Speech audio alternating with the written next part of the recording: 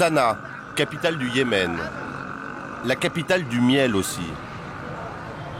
Une boutique comme il en existe des centaines dans la ville. Ici, on déguste les différentes variétés, comme ailleurs on goûterait un bon vin.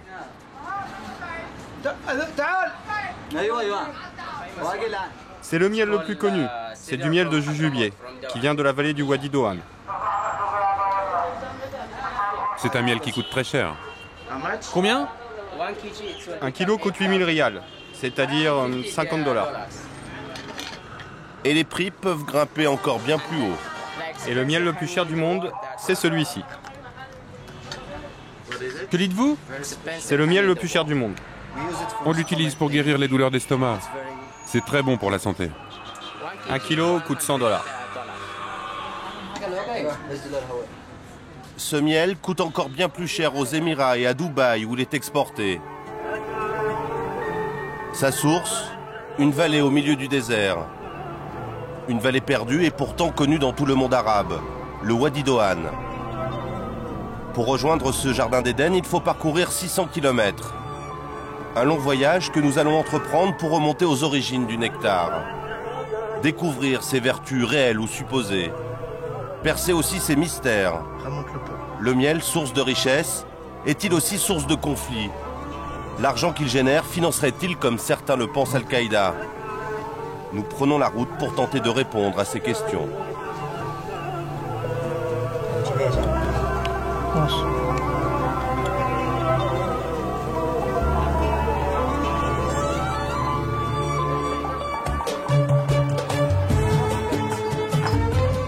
Al-Moukalla, sur les rives du golfe d'Aden, la capitale régionale de l'Hadramaout.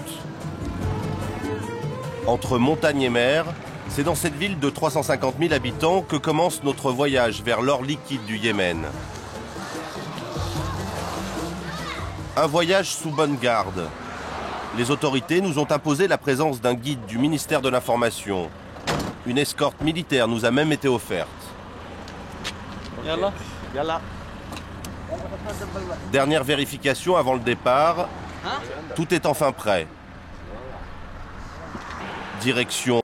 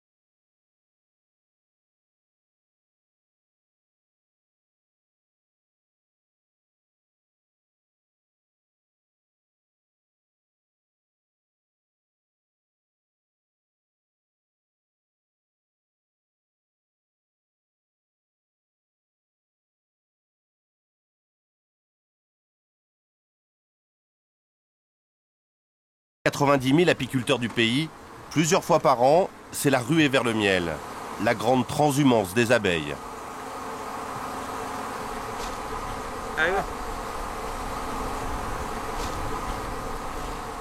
Comme des milliers d'autres, Amer s'apprête à faire voyager ses abeilles. Cette nuit, il va déplacer des dizaines de ruches.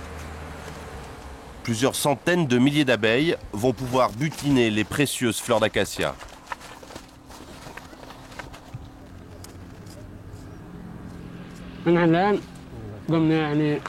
Là, je numérote les ruches, car nous allons les transporter dans un lieu qui s'appelle Al-Adjarin. Nous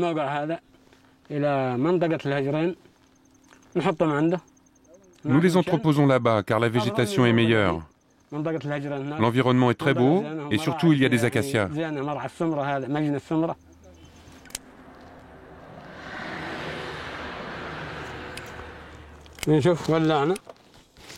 Là, j'allume une mèche pour repousser les abeilles à l'intérieur de la ruche.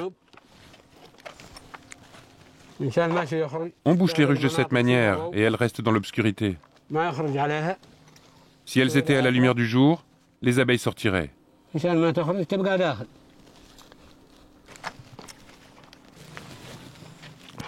Fais attention, vas-y doucement.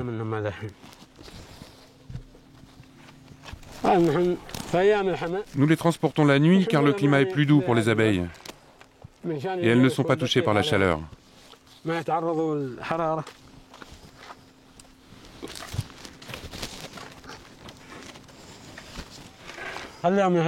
On laisse ça là, bien attaché, jusqu'à demain 5h ou 5h30.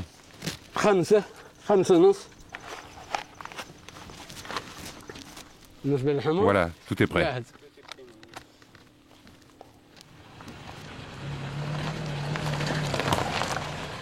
Il est 5 heures le lendemain matin. Amer profite de l'obscurité pour prendre la route. Direction Al-Ajarine, 30 km plus loin. Nous roulons très lentement pour ne pas effrayer les abeilles et ne pas casser les ruches. Au moindre accident, on les perdrait toutes. Plus que quelques kilomètres à parcourir.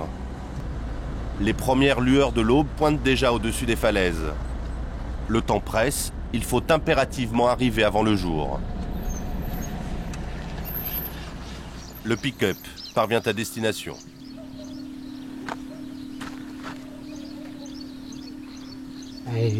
Comme ça, c'est bien. Une oasis de verdure au pied d'un village fortifié. C'est ici qu'Amer va installer ses abeilles durant plusieurs semaines. Accompagné de son fils, il vérifie l'état de ses ruches. Soulagement, tout s'est bien passé durant le trajet.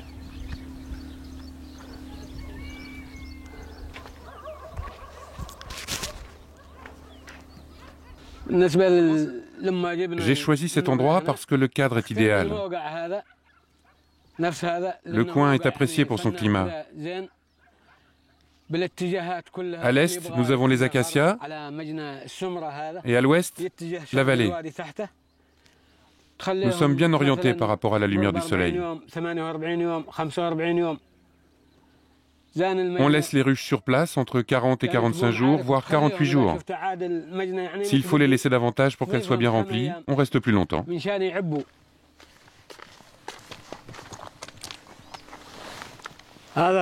Ça, c'est de l'acacia pour les abeilles. C'est la saison.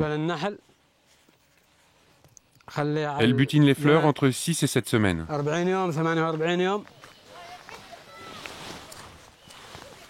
Et ça, c'est du jujubier. Tu vois, le jujubier, ça donne aussi un très bon miel. L'unique, le numéro 1. Ça, c'est le vrai jujubier. C'est ce qui donne le vrai miel.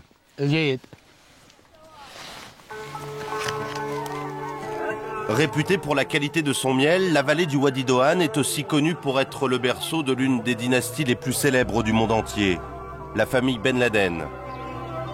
Aujourd'hui basée en Arabie Saoudite, le clan d'Oussama Ben Laden est originaire du village Al-Ribat. Nous ne sommes qu'à une vingtaine de kilomètres. Intrigués, nous profitons d'une pause dans le plus bel hôtel du Wadi Doan pour demander à notre guide l'autorisation d'y faire un tour. Ouais, on va arriver jusqu'à Al-Khurayba et on va voir.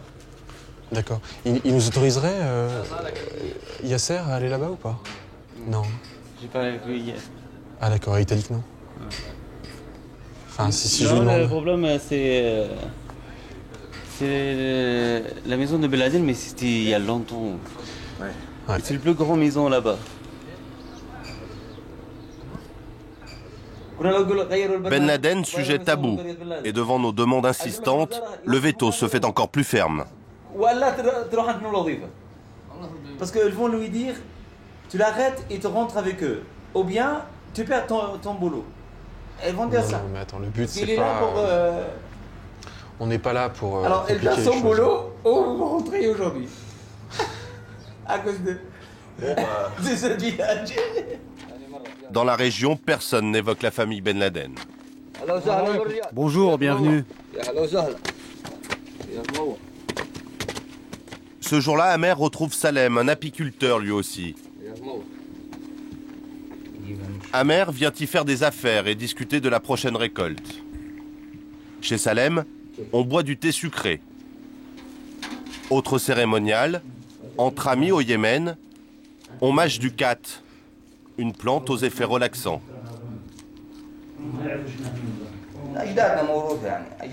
Mon grand-père était apiculteur, mon père aussi, moi je le suis à mon tour. C'est une tradition. Moi-même, j'ai 4 fils. Et l'un d'eux est apiculteur. Quant au miel, il est auréolé d'un immense prestige. Un don d'Allah. Pour nous, le miel est un cadeau dont nous sommes très fiers. C'est le plus beau présent que l'on puisse offrir. On n'offre rien d'autre. Et lorsque notre président s'est rendu dans votre pays, il est venu avec du miel et il en a offert à Jacques Chirac. Ce miel, les hommes du Wadi Doan savent tous qu'il vaut de l'or. Pour Amer, la saison de l'acacia bat son plein. Tous les jours, il inspecte ses ruches éparpillées dans la vallée. Ses employés, eux, ne s'éloignent jamais des abeilles. Pas de protection particulière pour ces apiculteurs du bout du monde. Tout juste un foulard autour de la tête pour aller extraire le trésor d'Amer. Les premières galettes de l'année.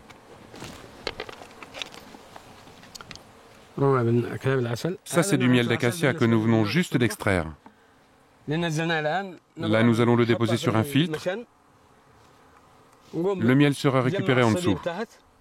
Nous allons le mettre soit dans des bidons, soit dans des boîtes ou dans d'autres récipients selon la qualité du miel.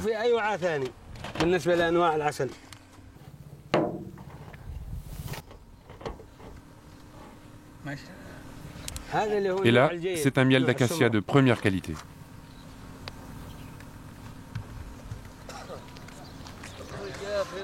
Ce miel, il va maintenant falloir le vendre.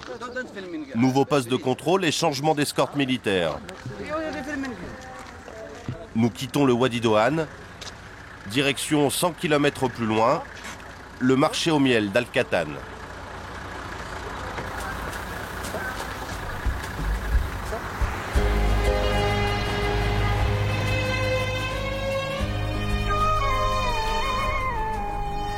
Al-Katan, une bourgade poussiéreuse, mais surtout la plaque tournante du miel au Yémen. Amer s'y rend aujourd'hui pour écouler ses dernières récoltes.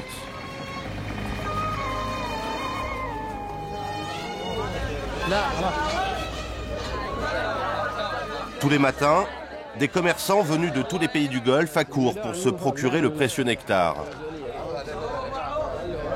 On examine ses teintes ambrées. On apprécie son goût de caramel au beurre et ses touches légèrement épicées.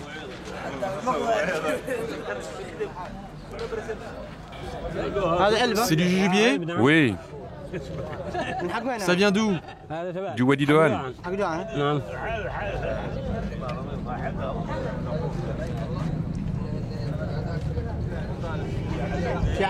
Il y a combien? Il n'a pas de prix. Je propose à 20.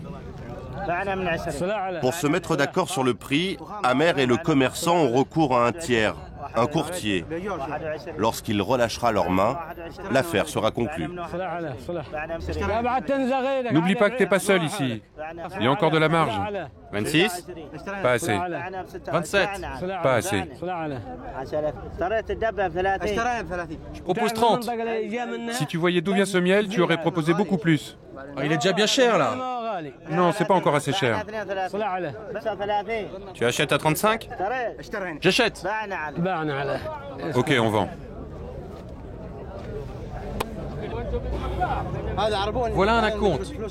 Et je vais aller chercher le reste. Il y en a combien là? Là, je te donne 2000. Et le reste? Et le reste, je te le donne tout à l'heure. Je suis satisfait de cette vente. Oui, je suis content de l'avoir vendu à ce prix. C'est un très bon miel. Il n'y en a pas de meilleure qualité. Aucun autre miel ne peut l'égaler. 120 € les 2 bidons, soit 10 € le kilo. Amer sait que son miel sera revendu jusqu'à 20 fois plus.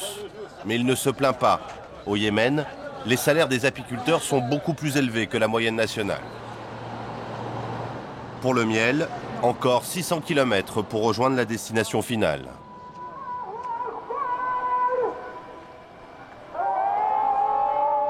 Sanaa, la capitale de l'Arabie heureuse et ses 2 millions d'habitants.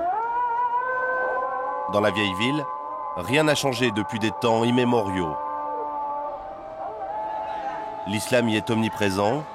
Les 5 appels à la prière quotidiens dictent encore et toujours la vie de ses habitants.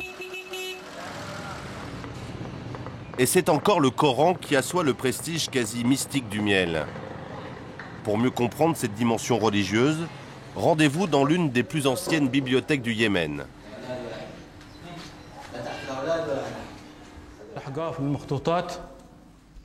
Nous sommes reçus par Abdelkader bin Chihab. Il occupe les lieux depuis plus de 30 ans. Ici, on peut y consulter quelques-uns des 6200 manuscrits.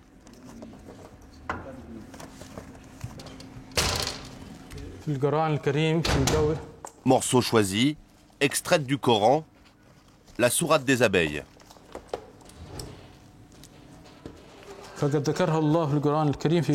Dieu cite le miel dans le Saint-Coran. Enrichissez-vous de miel, celui qui provient des montagnes et des arbres, qui vous permet de changer de couleur et de guérir du mal qui vous fait souffrir.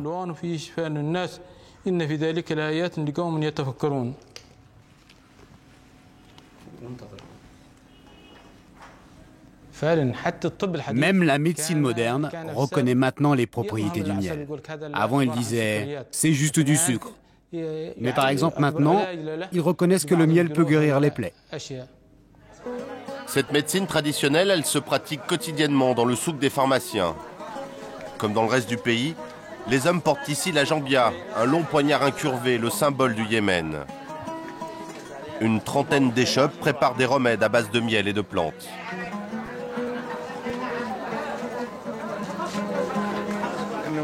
Le miel stimule la mémoire.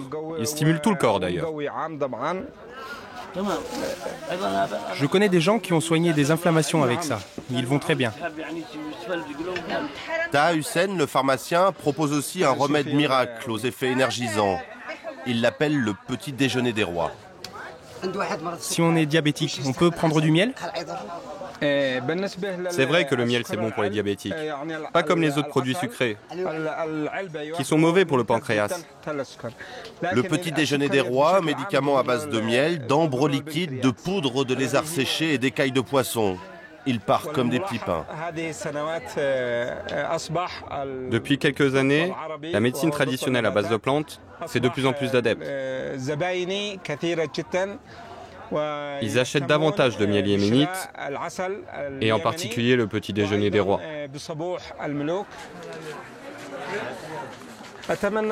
Moi j'aime ce métier depuis mon enfance. J'espère continuer à le faire de manière traditionnelle et ne pas avoir à me moderniser.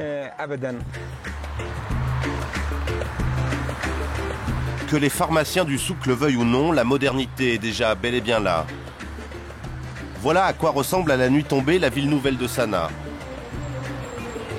Des enseignes tapent à l'œil. Plus de 200 magasins dédiés au miel s'agglutinent le long des principales artères. Un business qui a explosé ces dernières années. En 2007, au Yémen, 6000 tonnes ont été produites, pour un chiffre d'affaires de 45 millions de dollars. Al-Shifa est la plus importante chaîne de magasins de miel. La clientèle est aisée. S'acheter du miel du Wadi Doan est un luxe au Yémen. C'est de l'acacia? Oui, de très bonne qualité. Le kilo est à 4000, je vous le fais à 3005. Un produit cher dont personne ne peut vraiment se passer. Le miel est un produit indispensable à la cuisine yéménite. Vous en trouverez dans chaque maison. Et il y a tout le reste, tous ces produits dérivés à base de miel. Crème apaisante, pommade antiride, savon, huile, shampoing et même des mixtures à vertu aphrodisiaque. On vend de tout avec le miel. L'artisan du succès d'Al-Shifa, c'est lui, Mohamed Al-Ashmori, le patron de la chaîne. Surpris de la visite de journalistes étrangers, l'homme est méfiant au premier abord. Mais après quelques minutes de tractation, il accepte finalement de nous ouvrir les portes de son entreprise.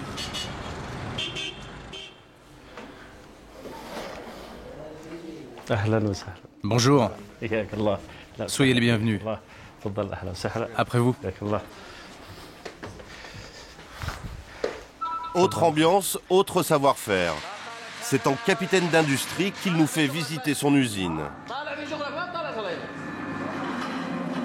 Al-Shifa, c'est quelques 64 salariés qui confectionnent puis conditionnent les produits dérivés du miel. Tout cela sous l'œil attentif du boss. Mets cela comme ça en une seule fois. Fais ton boulot, fais comme si j'étais pas là.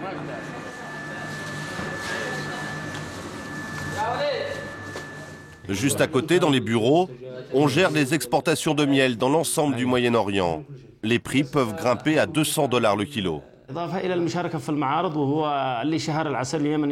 Nous avons participé à beaucoup de salons dans des pays arabes, comme le Liban, l'Arabie Saoudite, le Qatar, Bahreïn. Nous sommes même allés à la foire internationale de Dubaï. Cela nous a beaucoup aidé à faire du commerce du miel et à nous faire connaître. Vous savez, quand vous avez une bonne réputation et de bons produits, les choses marchent. Cette réputation, certaines rumeurs viennent pourtant la ternir. De graves soupçons pèsent sur l'argent du miel au Yémen. Au lendemain des attentats du 11 septembre 2001, l'attention de Washington se focalise sur certains acteurs de cette industrie. On les accuse de blanchir l'argent d'Al-Qaïda. Ce n'est pas par hasard si nous avons tout fait pour rencontrer le patron d'Al-Shifa, en consultant la liste noire de l'ONU des soutiens soupçonnés de Ben Laden. Qui trouve-t-on? Al-Shifa.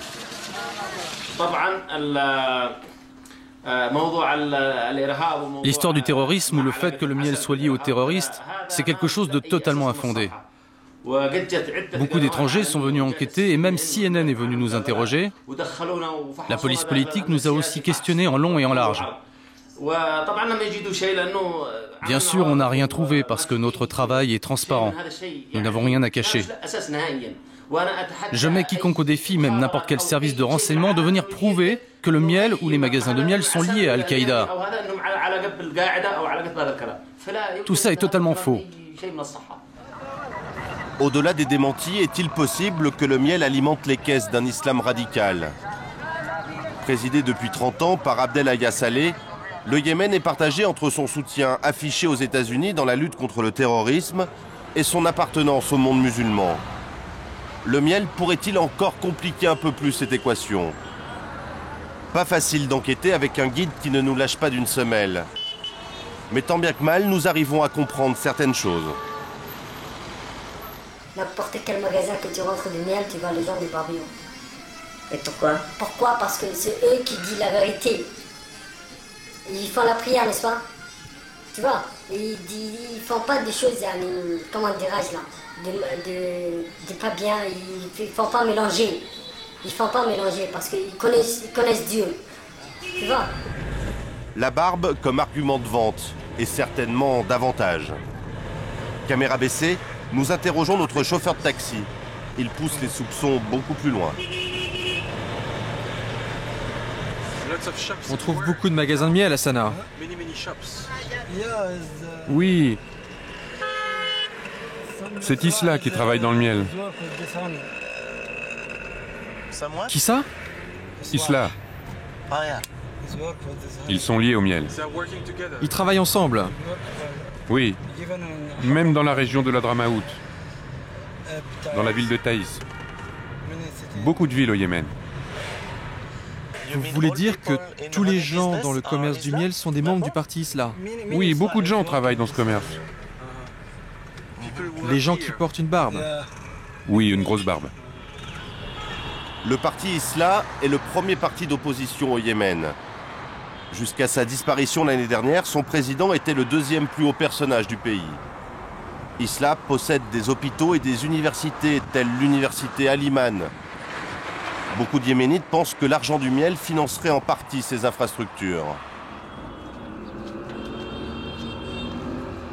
Pour en avoir le cœur net, nous nous tournons vers les autorités du Yémen. Toujours accompagnés de notre escorte officielle. Nous sommes reçus par Ahmad Al-Amati, ministre de l'Information. Il est faux de prétendre que le commerce du miel est affilié à des organisations politiques ou à un quelconque opuscule. Mais il est vrai que dans les magasins officiels, lorsqu'on voit quelqu'un qui porte la barbe, on pense que cette barbe signifie l'appartenance à une organisation précise. C'est comme cela qu'on voit l'islam aujourd'hui. Comme vous le constatez, moi-même je porte la barbe.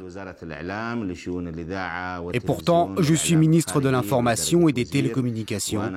Je suis membre du parti majoritaire au pouvoir. Notre voyage au Yémen touche à sa fin. Beaucoup de questions restent en suspens. Les soupçons qui pèsent sur le miel ne semblent pas troubler outre mesure les Yéménites. À Sanaa, jeudi soir, jour de mariage.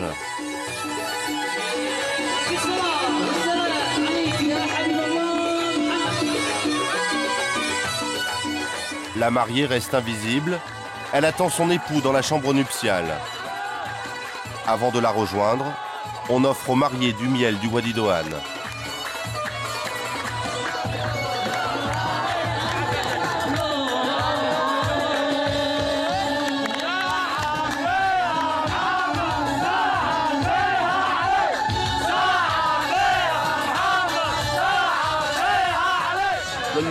Le miel est très populaire parce que c'est un stimulant sexuel. En plus, c'est un produit naturel. Il est fait à base de plantes.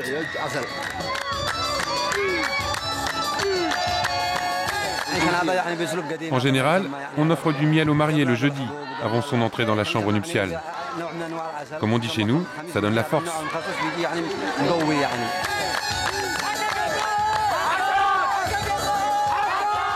Encouragé par ses proches, il est temps pour le marié de rejoindre sa nouvelle épouse. Dans le Yémen du XXIe siècle, le miel perpétue les traditions. Peut-être parfois pour des buts obscurs, ce soir, surtout pour le meilleur.